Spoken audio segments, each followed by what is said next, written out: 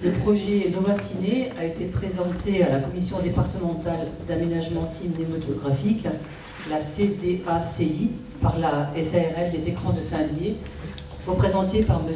Thierry Tabarot, le mardi 17 septembre à la préfecture des Vosges. Le projet consiste en la création de 8 salles et 944 fauteuils, dont 29 places prévues pour les personnes à mobilité réduite. Le cinéma actuel, l'Empire, comporte 804 sièges. Pour donner quelques éléments de contexte, le projet se justifie par 2 éléments. Premièrement, l'équipement actuel n'est pas adapté à la demande du public. Pour plusieurs raisons, en termes de diversité de films, de durée d'exposition et en termes d'accueil et de confort des 4 salles. De plus, aucune extension du cinéma ne peut être envisagée aujourd'hui en raison des contraintes urbaines et également pour des questions d'accessibilité. Le second élément à prendre en compte est le sous-équipement cinématographique du territoire en un cinéma modernisé. La zone d'influence cinématographique de Saint-Dié-des-Vosges, si l'on prend le contexte d'un multiplex, compte près de 91 000 habitants. Les chiffres de 2018 révèlent un réel retard de fréquentation, avec 2,1 entrées par habitant, contre 4,8 dans les unités urbaines de même strate. Donc c'est un retard important. Et seul un équipement de nouvelle génération est en mesure de développer la fréquentation à un niveau conforme à celui d'une ville et d'un territoire de cette taille. Comme vous le savez, donc peut-être on peut passer le visuel. Le projet Nova Ciné sera localisé quai de la Résistance sur un terrain communal.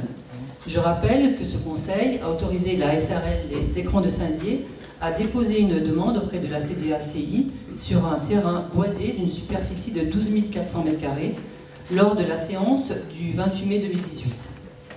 Les conditions de mise à disposition du terrain restent encore à déterminer. Alors, situé à proximité du bowling, du centre aqualudique et du palais omnisport, Joseph Claudel, le futur cinéma contribuera à la constitution d'un véritable pôle de loisirs.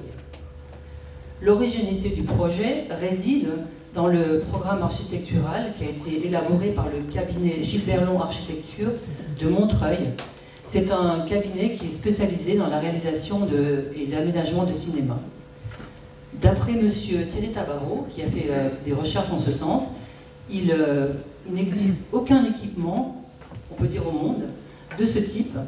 Cela offrira donc une véritable attractivité à l'équipement. Alors, afin de préserver l'aspect naturel du site et conserver une partie des arbres existants, comme vous pouvez le voir sur le plan, au lieu de créer une boîte unique avec des salles à l'intérieur, il propose de traiter chaque salle de projection ou élément constitutif du programme comme un bâtiment séparé, de manière à pouvoir implanter l'ensemble de ceux-ci sur le terrain, entre les arbres, en fonction des espaces disponibles. Donc vous pouvez voir le schéma qui est sous vos yeux, avec un cheminement pédestre le long de la rue. Un dispositif de circulation partiellement vitré, qui sera comme une promenade sous les arbres, assurera la liaison entre les différentes salles. De plus, il est à remarquer que la démarche globale est respectueuse de l'environnement. Chaque construction sera réalisée avec les principes suivants.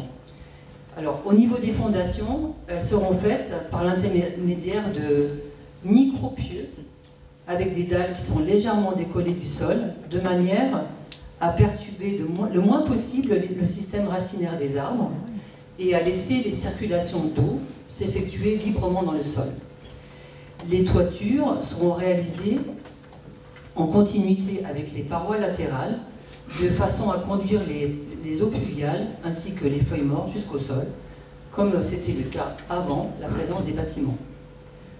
Le principe constitutif limite le béton aux fondations seulement et aux dalles basses, avec des superstructures en ossature bois. Les bâtiments réalisés en filière sèche sont ainsi plus légers et l'ensemble est disposé en rez-de-chaussée afin de rester en dessous des frondaisons des arbres, et ce qui facilite également l'accessibilité. En ce qui concerne l'organisation du projet, je voudrais tout d'abord apporter une précision. L'étude réalisée pour présenter le projet à la CDACI présentait un projet d'implantation différent de celui que vous avez sous les yeux au niveau de l'implantation. Initialement, le hall d'accueil était tourné vers le parking du bowling. Dans son rapport qui a été délivré fin août, la direction des affaires culturelles regrettait l'orientation de l'entrée principale du cinéma vers l'est parce qu'il tournait le dos à la ville. C'est pourquoi, lors de la CDACI, M. Tabarot a présenté le projet tel quel, avec la façade principale tournée vers l'ouest, ouverte sur la ville, afin de mieux accueillir les visiteurs depuis le cœur de ville. Vous pouvez voir sur l'écran, à l'ouest, un parvis qui reste arboré en conservant une partie de la végétation actuelle. Le hall d'accueil avec un auvent extérieur abritant les espaces d'accueil et les services communs.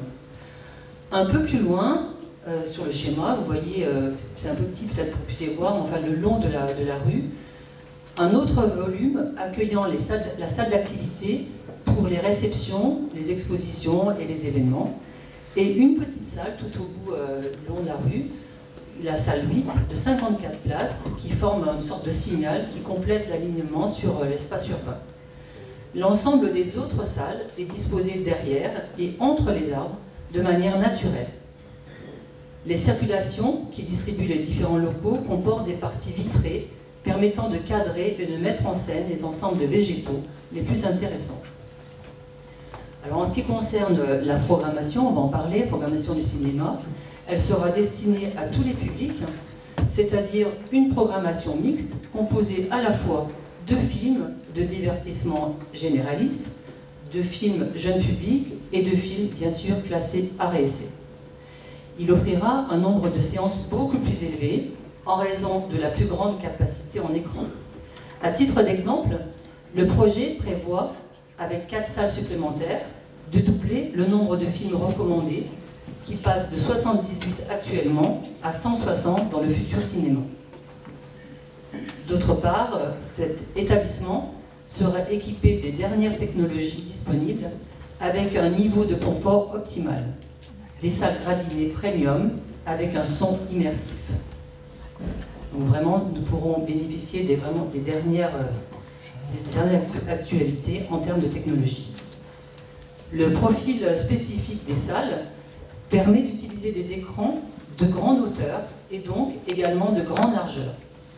L'effet recherché consiste à présenter une image dite sol, mur, plafond qui occupe la totalité du mur de projection, comme une fenêtre ouverte sur le film. Enfin, la jauge des salles est limitée au profit d'un meilleur confort d'assise pour les spectateurs, tant en largeur de fauteuil qu'en profondeur de gradin. Ce cinéma alliera donc la qualité à l'accessibilité, permettant aux habitants du territoire de se rendre facilement dans un établissement correspondant à leurs attentes. Voilà, monsieur. Merci beaucoup, Madame l'adjointe au maire, de cette présentation très, très complète d'un projet qui, évidemment, peut encore évoluer, c'est bien naturel, mais qui, en l'état, est déjà séduisant et, vous l'avez dit, original, notamment pour son intégration dans le cadre naturel. Y a-t-il des demandes de prise de parole sur ce sujet? Oui, Monsieur Bourne. Oui, je crois que j'avais déjà évoqué la question sous la précédente mandature. Qu'en est-il des places de stationnement pour cet équipement de 800 places? Alors l'étude qui a été menée analyser l'ensemble des places disponibles avec l'ensemble des parkings existants. À cela, nous rajouterons des places de parking le long de la voie qui sera en sens unique pour les besoins du projet. Et ainsi, nous aurons suffisamment de places. Je peux ajouter qu'à la CDACI, il a été salué et remarqué qu'il n'y avait pas de nouvelle artificialisation des sols. Donc ça, c'est un élément important du projet, c'est-à-dire qu'on arrive à offrir une offre de parking suffisante sans rajouter d'artificialisation. Donc je te laisse, est-ce que tu veux rajouter quelque chose? Pour l'essentiel, donc, il s'agira pour une part très importante d'utilisation de parkings déjà existants, mais qui ne sont pas utilisés tout le temps, et en tout cas pas majoritairement aux horaires auxquels le cinéma pourrait être fréquenté. On pense bien sûr au bowling, dont le parking n'est pas toujours rempli à 100%, c'est le moins qu'on puisse dire, ou à l'espace Aquanova, et même si on va un peu plus loin, au parking situé place Roger Souchal, en face du Palais Omnisport, qui est un très grand parking et qui permet donc de se stationner. Et effectivement, cette offre de stationnement sera complétée le long du quai de la Résistance par le marquage au sol de places nouvelles sur le plan latéral, donc tout le long, depuis le croisement avec la rue Charles-Trinbach, pour pouvoir permettre de créer de nouvelles places sans artificialiser les sols. A priori, ça devrait déjà offrir une capacité de stationnement assez généreuse et qui devrait pouvoir convenir. Pour le reste, on peut aussi noter, si d'aventure on avait une saturation dans les premières années de fonctionnement de cet équipement privé, qu'un certain nombre de terrains sont disponibles à proximité de cet espace pour augmenter éventuellement la capacité de stationnement, que ce soit sur des emprises qui appartiennent aujourd'hui aux établissements gantois, et je pense notamment à l'angle de la rue Charles-Trinbach et de la rue des Quatre Frères Moujotte, où il y a un grand terrain qui aujourd'hui a été dénudé et nettoyé par les établissements gantois, mais aussi à d'autres terrains au bout du complexe Aquanova, qui appartiennent eux à d'autres propriétaires avec lesquels, le cas échéant, nous serions en capacité de négocier, même si, encore une fois, nous préférons éviter l'artificialisation nouvelle d'espace. Si vous me permettez, monsieur le maire, je peux rajouter aussi quelque chose. Il y a aussi une chose importante à relever. On a regardé par rapport à l'emplacement actuel du cinéma Empire. À pied, c'est une durée à peu près de 5 minutes. Donc, on peut ici imaginer, en marchant bien, c'est 5 minutes à pied, tout à fait. Donc, on peut, disons, favoriser aussi les déplacements doux. C'est aussi des questions qu'on va se poser aussi dans le futur, de manière à amener les gens à pouvoir aller à pied dans cet équipement et en vélo également. Donc ça, c'est aussi des choses qui sont à prendre en compte dans une idée d'une urbanité des déplacements plus doux et plus sereins. Et comme on arrive, et le vice-président délégué aux mobilités à l'agglomération en a parlé, comme on est en négociation, on est en élaboration de la future délégation de services publics sur les transports publics urbains, on peut très bien imaginer d'organiser différemment ces circuits pour pouvoir permettre une meilleure liaison entre le centre-ville et ses espaces, notamment pour les personnes qui se déplacent moins facilement que les autres, afin de pouvoir les amener sans trop de difficultés à cet espace qui effectivement visuellement est plus loin du centre-ville que l'Empire. Effectivement, à pied, c'est pas très loin, mais il faudra faire tout pour que les liaisons avec le centre-ville soient évidentes et qu'on n'ait pas l'impression d'avoir un espace périphérique. Si on compare avec d'autres cinémas qui ont été créés ces dernières années, je pense notamment à celui d'Épinal, on est sur une distance par rapport au centre-ville qui est moindre.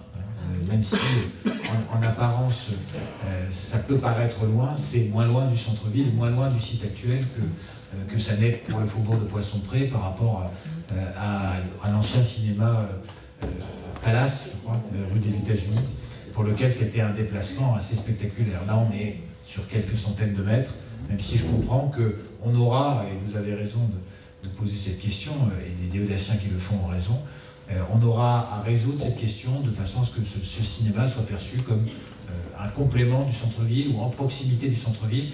D'ailleurs, il fait partie du périmètre d'Action Cœur de Ville, comme vous le savez. Et donc, on aura à gérer cette question sur le plan de l'urbanisme de façon très vigilante. Est-ce qu'il y a d'autres questions sur ce sujet ?